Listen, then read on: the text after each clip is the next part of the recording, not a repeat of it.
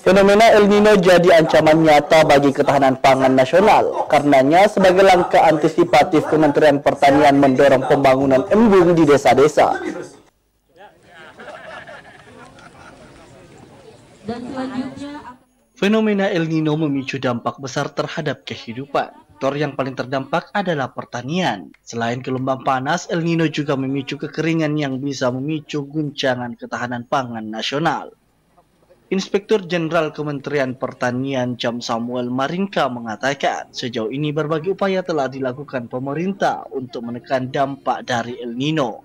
Salah satunya mendorong 20% dari anggaran dana desa di masing-masing desa dianggarkan untuk sektor pertanian, termasuk pembuatan embung-embung atau cekukan penampungan air.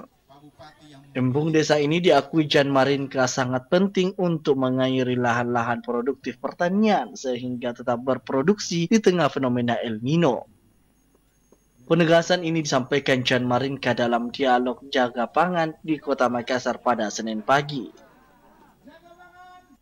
Kalau kita tidak sadar dengan membentuk embung-embung, maka itu akan dampak langsung kepada tanaman itu sangat nyata. Karena itu kita bekerja sama dengan Kementerian Desa, dengan Kementerian Dalam Negeri agar dana-dana desa itu diberikan sesuai dengan ada ketentuan dari Pak Menteri Keuangan nomor 201 tahun 2022 agar minimal 20% dari anggaran dana desa itu diprioritaskan kepada kegiatan-kegiatan pertanian. Nah, inilah landasan kita bagi desa-desa, para kepala desa secara arif menggunakan kegiatan itu dalam bentuk misalnya membentuk embung-embung.